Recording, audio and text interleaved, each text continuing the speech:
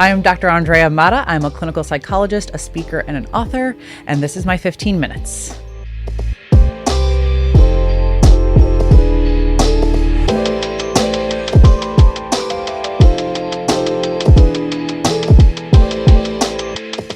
Hey everybody, my name is Lee Case Jr. We are back with another episode of 15 Minutes With. I'm here with my friend all the way from Toledo, Ohio, Dr. Andrea Mata. Now, she is not only a thought leader, a speaker, a philanthropist, but she's also a award-winning, coach, therapist. She's doing all the things.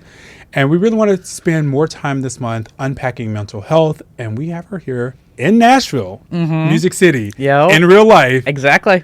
Welcome to the show. Hello. Thank you so much for having me. I'm excited. So, listen, I first became aware of you during the planning of Evolve. Yeah. You were in the chats. I was in the chats. Okay, with Anna Morgan. Shout out to Anna Morgan. She's amazing. So you were in the chats. I was like, who is this human? And then I saw you in Atlanta. January something.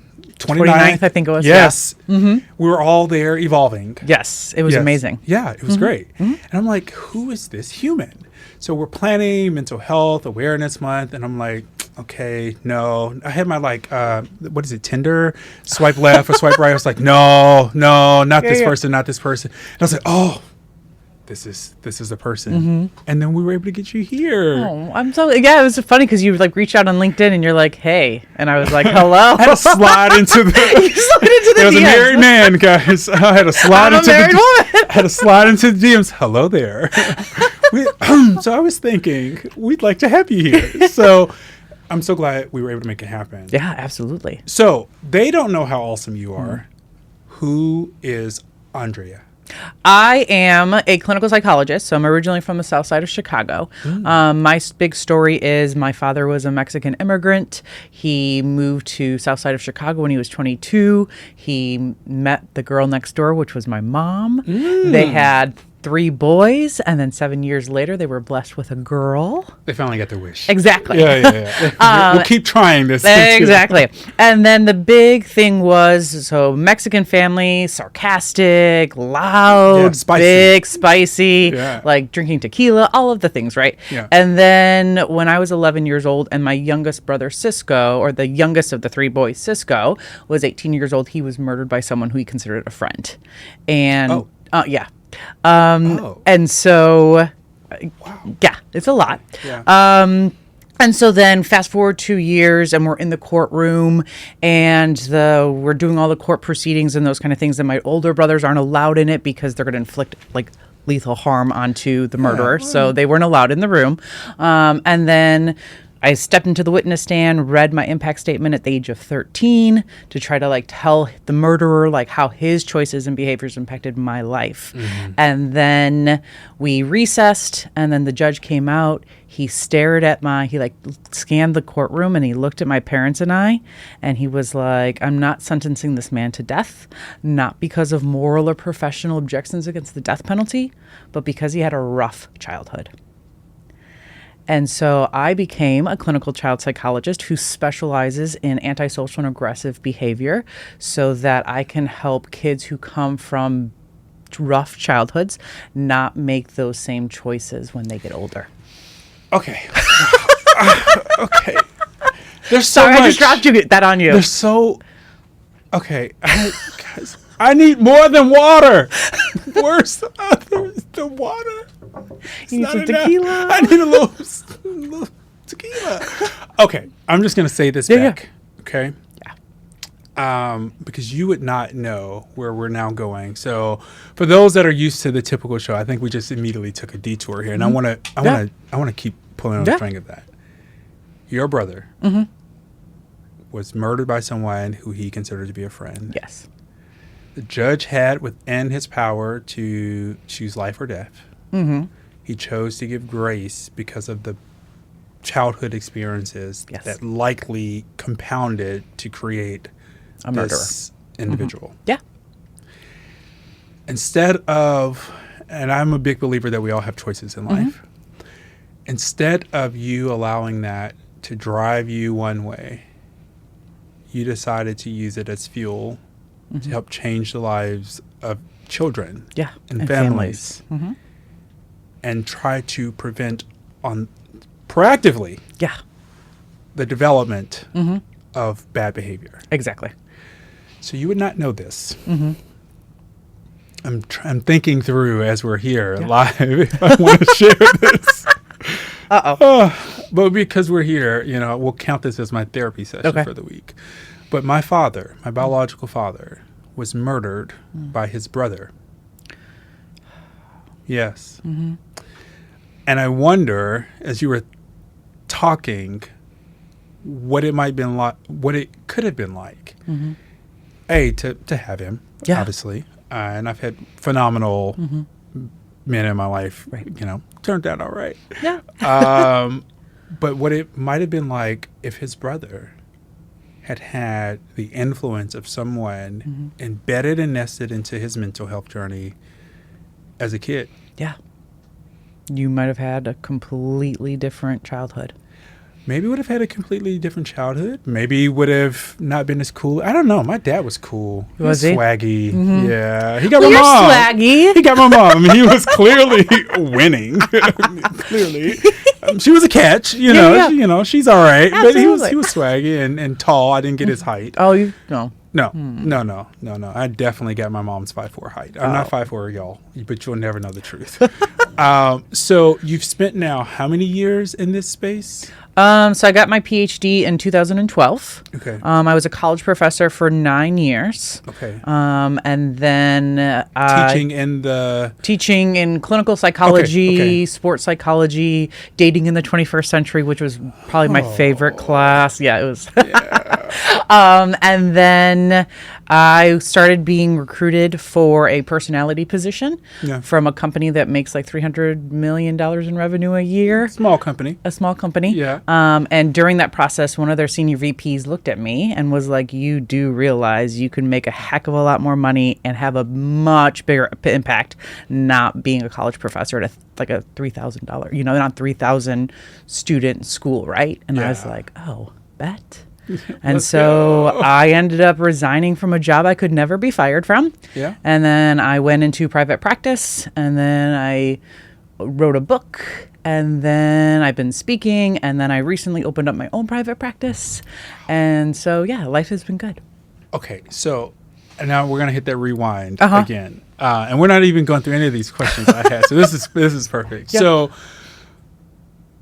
academe is a very special, coveted place. Yes, it is. And you have to know somebody or volunteer your kidney. I don't know, one or the other to break into that very unique culture. Yeah. And then once you're there, most people stay there for life. Forever, like until death do they part. Yes, exactly. Like it's marital. Oh yeah. And so you left that. I did. And people, when they learn, if they know what tenure is, they look at me and they're like, "You're crazy. Why would you leave like a guaranteed salary, where you were like the oldest, this most senior person in your department, and you were to be chair? Oh my gosh! Like in a few years." Wow. And I was like, "'Cause it wasn't my life's mission." It wasn't my life's mission. I think so often people see the check. And they think the check is the only thing. Yeah. It's not. No. It is not. Yeah. It is not. You can make all of the money in the world, but if you are unhappy or if you're not satisfied in the role, I mean, I've seen how many movie stars that decide to take different paths in terminating their existence. Yeah. And they have They have everything. They have everything. Everything. And it looks like they look so like positive, and they look like they have it together. And then everyone's like, I didn't see it coming. But didn't we? It's suicide is a very it is a tricky topic. It's a sensitive topic. It was one that I was fortunate enough that when I was in grad school, we were my mentor and his lab that I was a part of. We got like $1 million. I mean, it wasn't $1 million. It was like $999,099, something like that. $1 million grant to study suicide in teenagers, and to try to understand like why do kids who commit school shootings tend to die by suicide. Can we talk about it? Yeah, absolutely. Why? So usually there's 3 factors that are going to differentiate someone who dies by suicide versus someone who's just going to attempt. The first one is thwarted belongingness. So those who die by suicide are much more likely to feel like they don't belong anywhere. Wow. They feel like no place. They have no place. So that's the first one. The second one is perceived burdensomeness.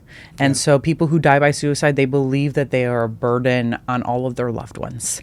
And they feel like they're not be better without me. They're going to be better without me. And so they try to like help their loved ones by taking their life. And then the third one is the hardest one to understand.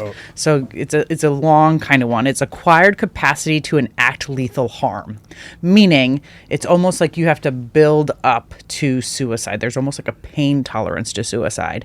And so you have to like have like there's that self-harm behavior or like peer victimization or child abuse or sexual abuse or something like that where like you've kind of endured that's the word I'm looking for, endured kind of like these traumas in your life and it's kind of like built up and then you're able to like enact lethal harm on yourself. Or others. Yeah. Wow.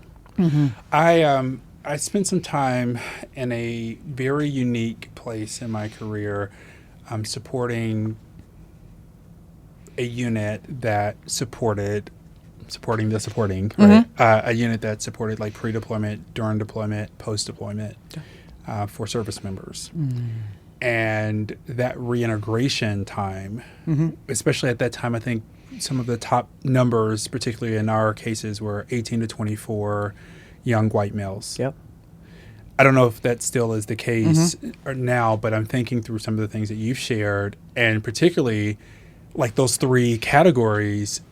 There was a guy, he's like, had you not checked on me, I was kind of thinking of like, just being done. I was like, oh, yeah, we can get off the phone.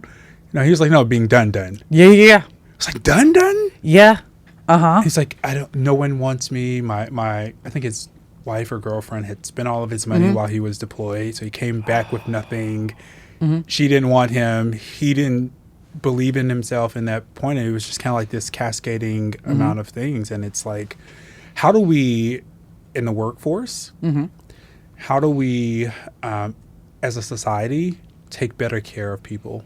So I usually approach this because I'm so focused on families. I usually approach it from like a family standpoint. Family too, And so family, so like belongingness, right? We want everyone to feel like, it goes back to like my childhood and like big Mexican, loud, sarcastic family. Yeah. We want everyone to kind of, what are those values in your family? And like make sure that like everyone feels like they are belonging. So like, what are the family values? What are like the funny things that like families do? Like I have twin 9-year-olds and a 7-year-old. You do? Yeah. Wow.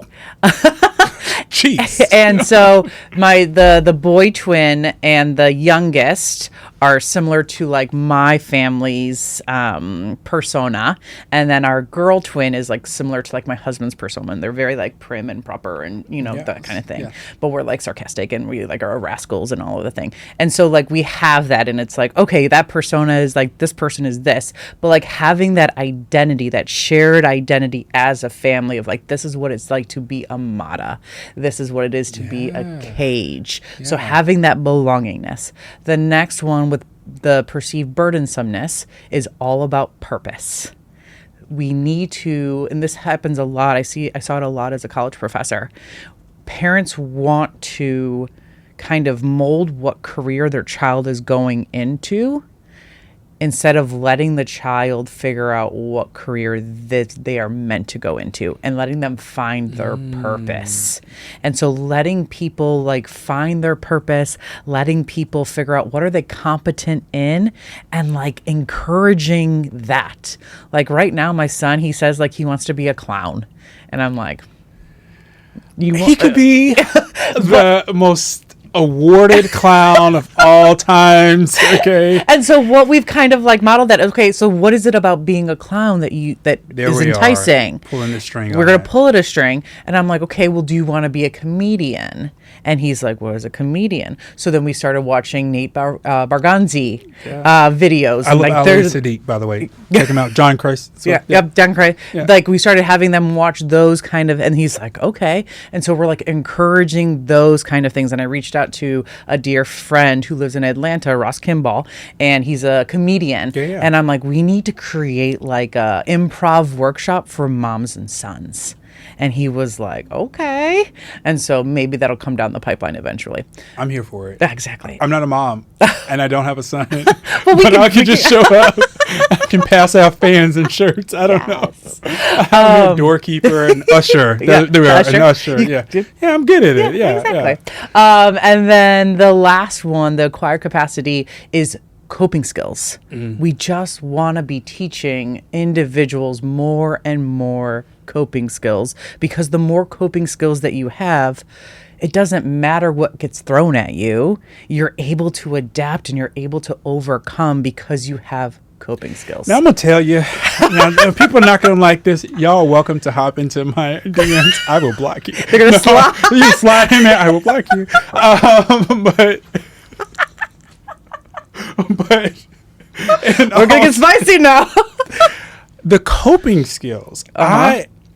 And this is my ignorance. When I was growing up, and I did not grow up in a big Mexican family, but I did grow up with the BBF, a big black family. Oh yeah. Okay. And there were these things. There were cultural norms. Like my mom would say, you in there crying? I'm gonna give you something to cry about. Okay. And it was really like soothe yourself. Quickly before I come in there and help you cope. And I don't know, in moments where like basic training, for example, tough moment. Oh yeah. Or field training exercise, or any number of things where I felt like the moment was just insurmountable. I can even now hear my mom saying, you better cut that crying out because I'm going to give you something to cry about. Yeah. At the same time, I think because of that, it has driven me and helped kind of, I don't know, compound the grit or resilience that I have.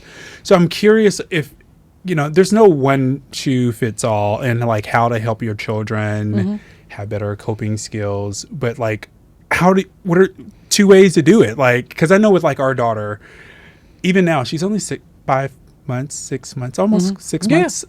Like sometimes she cries because she wants to be held. We are learning that cry. Yeah.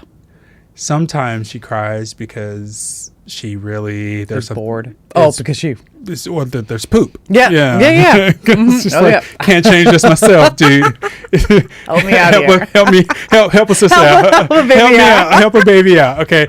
And then the other time is because she's bored. Yeah. And so we've already started to introduce tools, and actually we like shows, and those are fine, but we actually do things that she has to activate herself. Yeah. In order to unbore herself. Right. Are there things that we're missing that others may be missing to like help with this like coping, soothing situation? Like I need her to like, I don't know, go to Emory, go to Lipscomb. We could go to Belmont, but I don't know. Vanderbilt's even a decent choice. No, I'm joking, Vanderbilt. But, You're going to get canceled. I might get canceled. I mean, Belmont and Lipscomb, we've long had a little. We both love Jesus. But one's better. And it's Lipscomb. But keep going. So are there things we could do? I think so. I'm going to get canceled by saying this. Okay, it's all right. Guys, just exit out. Because I created a YouTube video on this very topic that I'm about to talk about. Okay. And people were like, bah, bah, bah, bah, bah. Like they're like, we felt a certain kind of way. And I'm like, okay, well, feel a certain kind of way. Like you're empowered. Go right ahead. And so what I usually say is pull yourself together. And so when my kids are having big emotions, I Yeah. tell them to pull themselves together. And whatever that looks like, do they need to go for a walk? Do they need to do like wall push-ups to kind of get that like fight response going? Yeah. Do they need to go upstairs and read because they're overstimulated? And it's like I teach them the coping skills, and then I say like, okay, you got to go pull yourself together. And then when you've pulled yourself together, come on back, and then we can have a conversation of what made you lose your mind. Lose your Yeah, stuff. yeah, exactly. Yeah, I have a goddaughter who's 8 years old who helps sometimes. She's once or twice she sent me questions to put in my little question list. In either case, so over the summer she comes every year over the summer and spends time with us. And so she'll be coming, I think next week. So we're super excited. Yeah. Last summer there was no baby. This summer, She's gonna love on that Uncle Lee baby. did a magic trick. Did it for the children. So, but sometimes she gets fussy and she's like, I just can't. So instead of her like doing this whole like crying situation, I'm like, go grab a chair and do chord progressions. Last summer she did not know how to play piano. Yeah. I gave her something to do. Now she's like, no, Uncle Jamie. It's the C. It's the C. I was like, tell me. But I found, and I'm still new to school or new to parenting is what they call it. Yeah. My hope and prayer is folks are listening to this. I know we've done a lot of cutting up. This is probably one of the most cutting up episodes I've done in a little bit. Yeah. But my hope is that that parents and families get that there's help. There is. And a lot of times I think that people feel like there's only one way to do it. Or if they seek help, they've somehow done something wrong or they're not good or people are going to judge them. Like, why did you need to go see some doctor? We could have just taken care of this. What stays in this house, what happens in this house, stays in this house. What would you say to those folks? So I actually had this. When did I see them? I actually had this on Monday with a client. So I have a client. I'll do confidentiality stuff. So I have a client.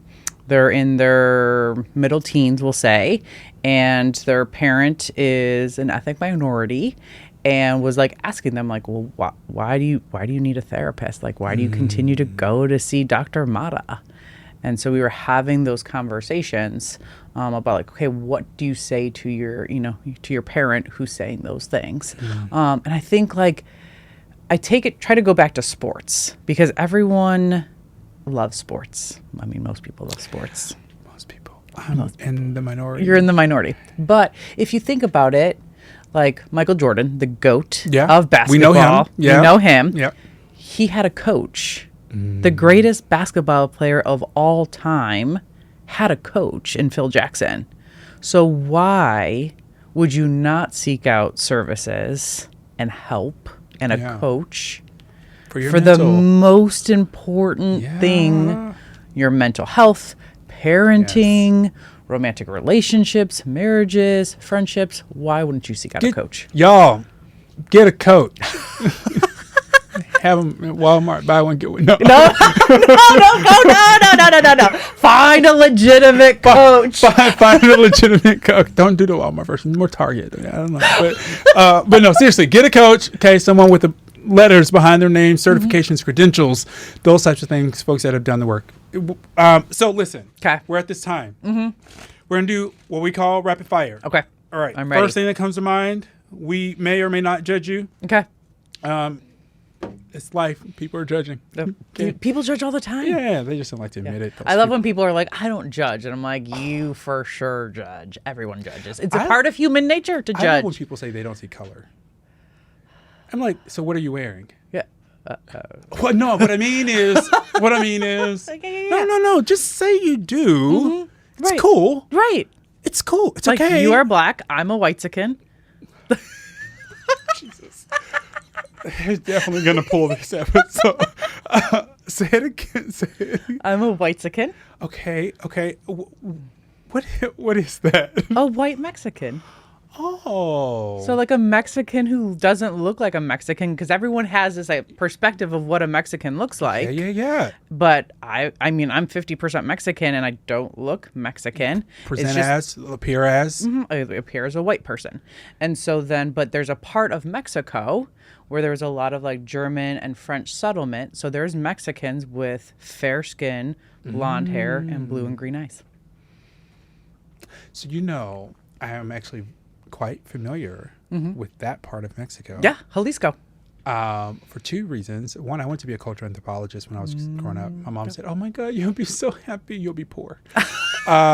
So didn't do that. Yeah. But I spent a lot of time focusing on the evolution of people, how we acquire knowledge, how we see identity in our work, which is my area. We'll have to do a whole another bit on social media's aspect on work and mental health. Oh, yeah. And how kids associate social media with work, mental health, and belonging. Yeah. Guys, check out Daniel Miller, one of my favorite authors. Okay, let's do this. Okay, let's do. We'll be here. Okay. I feel like we're going to need like an extended. Like, I'll have to come to Ohio. Yeah. Okay. Last time. Oh, okay. See, we're doing it already. The last time I was in Ohio, I was in Cleveland. Okay. There is it's a wonderful museum, but what it's for is not great. But it's the Jewish Holocaust Museum there, and I spent so much time there. I thought they were going to kick me out. Like they can we help you? No, I'm good. Yeah, I just want to see it. Just look it. Well, have you read the book Theo of Golden? You just reminded me like of how he goes and like looks and takes in the pictures. I'm just like, I had my thinking face, and because I don't know, it's a thing. Yeah, and how technology was used as a connector for that period. Yeah, to oppress people. There was a heavy marketing campaign, propaganda. Right, it's marketing. Yeah. So I'm fascinated by, again, I want to be a cultural anthropologist. Would have been poor. Maybe not. I don't know. I don't know any rich cultural Maybe you could have anthropologists. been the most famous cultural anthropologist. Now I've committed myself to kind of being a technology anthropologist. Yeah, that's what I see on your LinkedIn. Yeah. So the technology impact, the cultural and technology impact, that's where I love. All right, for real, this time. We have 2 minutes on the chopping block. Okay. First thing that comes to mind, introvert or extrovert? Introverted. Really? I am. Like after today, so I have, this, and then I'm going to have dinner with a friend, and then I'll probably go back to my hotel and just be like, and watch like Law and Order. Alias. What is it? Alias. Okay, never seen it. Adding that on. I'm a Law and Order SVU type of guy. I like to go back to the hotel. Yeah. Turn the air down. Yeah. See Olivia Benson. 65 to 67 degrees is the best sleeping temperature. We're learning all that. This is good. All right. Childhood favorite cartoon. Jerry, Tom and Jerry. Hot or cold? Cold. Coffee or tea? Tea. Sweet or savory? Sweet. Gold or silver? Silver. Sunrise or sunset? Sunset. Christmas or Halloween? Ooh, Christmas. Why? Because it's Mexican. Our family loves Halloween. Okay. But Christmas holds a special place because on Christmas Eve, it is a tradition to make tamales from scratch. And my dad's tamales are the best tamales you will ever taste in your life. So I almost proposed to this young lady in San Juan, Puerto Rico. Wait, is that right? Yeah. Yeah. I think so. Yeah, that's where I was. Because there's a rainforest there. In either case, she's driving. She had this stuff in the front seat. I was like, that smells tasty. She was the driver. And she was like, oh, would you like one? I'm like, I mean, it smells so good. Yeah. So she gives me one. I was like, ma'am, just say I do. just right now. Well, the funny thing is, my husband is like the whitest white boy you will ever meet in your life. Here for it. And so the very first time he ate a tamale, because it's still in the husk, and he is looking at it and he's like, Andrea, how do I eat this? Can he jump? He cannot jump. Because he's super tall. He's like 6'6". Is he? Yeah. Okay. And so like I'm like, you have to open it. Yeah. Yeah. So Yeah, then he loves him. Shout out to Jenny from Puerto Rico. I love you, girl. We could have been something. And meanwhile, I'm married with a baby now. No, I'm joking. Without any tamales. Well, any tamales. My spouse is half black and half German. Oh, so definitely not tamales. No, not even close. No. I would like to stay married. City life or country life? I'm a city girl, but we live in the country. Rainy day or sunny day? Sunny. All right, last one. Well, let's go last two. Okay. If your life was a movie, what would it be called? The hand you've been dealt. I won't go there because we're going to run out of time. If you could go back and say something to your younger self, young person, pre-tragic event, Yeah. what would you say? Soak it up. Soothing in practice. Yeah. Soothing in practice. Yeah. All right. You get to ask me 2 questions, and then we're going to get out of here. Okay. Otherwise, we would have moved into the studio at this point. All right. First question. Yes. Going off of a topic we talked about earlier. Yeah. What career do you not want your daughter to do? Oh, there's so many. Cultural anthropologist. So many. You know what? If she became a cultural anthropologist, Daddy would split the bill. Okay. I would live vicariously through her. I'm sure, because of the age difference, my daughter and I will be retired by then. You know, I'm here for it. Yeah. Let's go out there. Let's go do it. You guys could do it together. Oh, gosh. You could be like the, dad and daughter team of like yeah. cultural anthropology. Gosh, please let that happen. Just a little bit. But the job I would not want her to do would be it starts with a no, please, none of those creative content services. Okay, nothing like that. Yeah. Okay, nothing like that. I would not want her to be, and again, I might get canceled, a nurse. Nursing is so hard. My mom has been a nurse all of my life. Yeah. Nurses have the level of compassion they have, but the weight of their jobs is so underrated. Yeah. And it takes a very special human to do that job. Yeah. And I don't know if she's going to be that special human.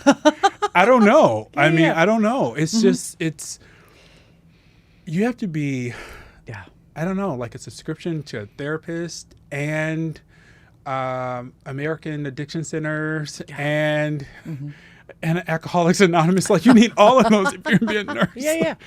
But no, it would be nursing. Like, they're wonderful humans, but it's a tough job. And people think they're just passing pills and giving a little shots, et cetera. No, they go home with that stuff. Yeah.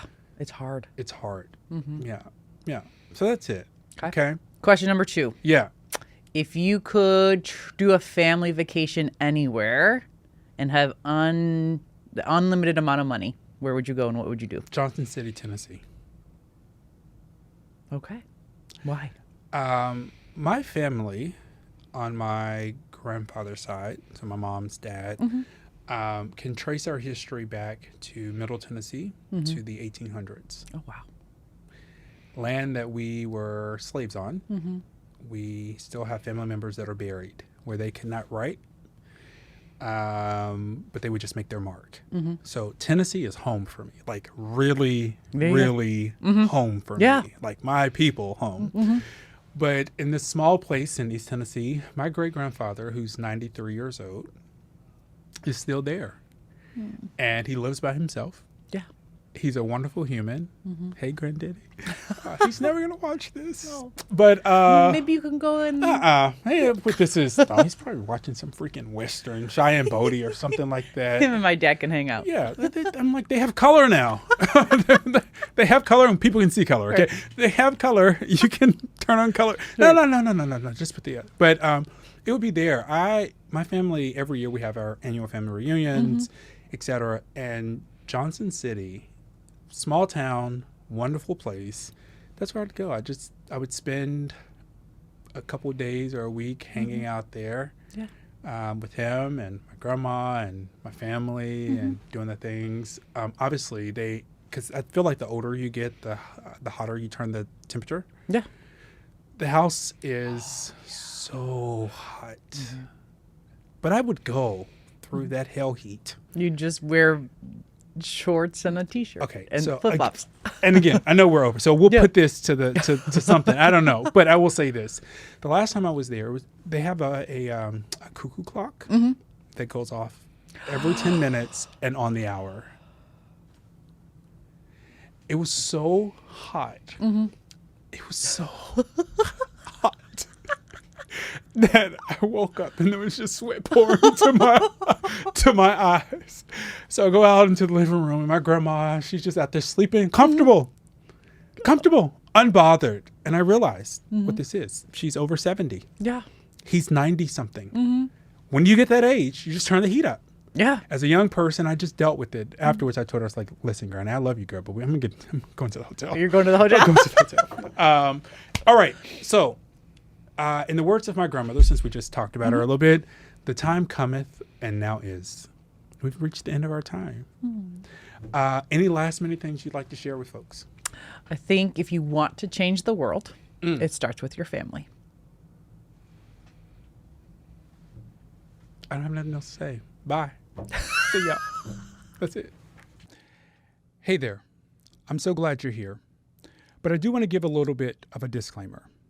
The views and opinions shared on this video are those of the speakers and do not necessarily reflect the official position of any organization, employer, or institution of which they may be affiliated with. This content is intended for informational and educational purposes only and is not a substitute for professional mental health, medical, legal, or financial advice. Listen, I love you, and I'm so glad you're here. But if you are experiencing a crisis, or if you're in need of professional support, please reach out to one of the qualified providers or one of the resources shared at the bottom of this video.